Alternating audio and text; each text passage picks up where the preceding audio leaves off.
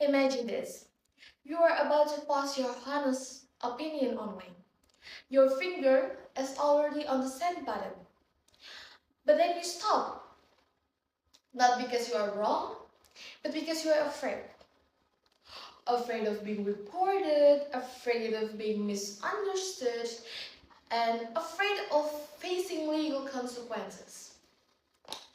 If fear is what stops us from speaking, then I want to ask you all, are we really free?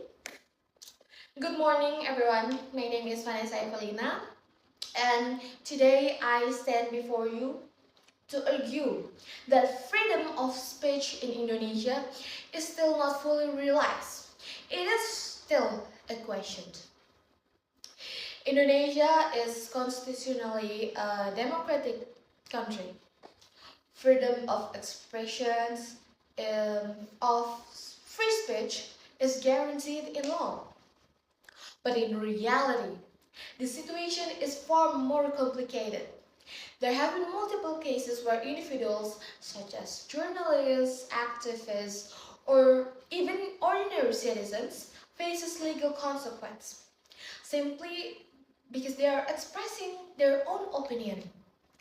Laws such as the ETL law, which was originally designed to regulate digital informations, are often criticized for being too broad and open to misinterpretations. This creates a dangerous situation where people begin to self-censor themselves. And when people stop speaking freely, three major problems arise. First, truth becomes harder to find because criticism is suppressed. Second, power becomes less accountable because fewer people dare to question it. And then the third, democracy weakens because participation is declining. So the real issue is not whether freedom of speech exists on paper, but whether people truly feel safe to exercise it. So, what can be done? What can we do to strengthen freedom of speech in Indonesia? We need a balance and realistic approach. First, legal reform is necessary. Regulations like the ETL law must be defined and clarified to prevent misissue and protect citizens from fake accusations.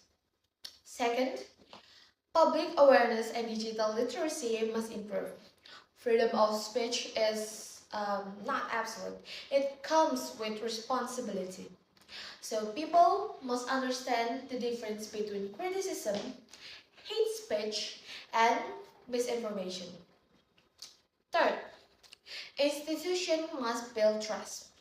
Law enforcement should act fairly and transparently so people will believe that justice is not selective.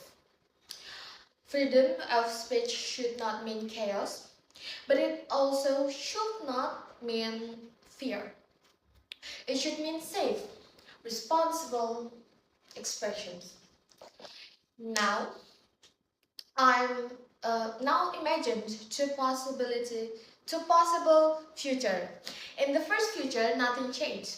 People continue to hold back their opinions, criticism disappears, innovation slows down, and society becomes quiet, silent, not because it is peaceful, but because it is afraid of what will come to them. But in the second future, people speak openly and responsibly, ideas flow freely, criticism leads to improvement, not punishment. And democracy becomes stronger because citizens actively participate. The differences between the two futures depends on what we do today. So, what can we do as individuals? Let's just start small. Speak up, but speak responsibly. Be critical but also be respectful. Support others who use their voice for the truth and justice. And most importantly, do not normalize fear.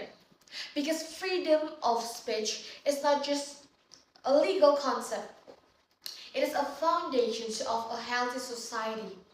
If we stay silent, the question will remain. But if we act, we can turn that question into certainty. Uh, that's it for me. Thank you all for listening.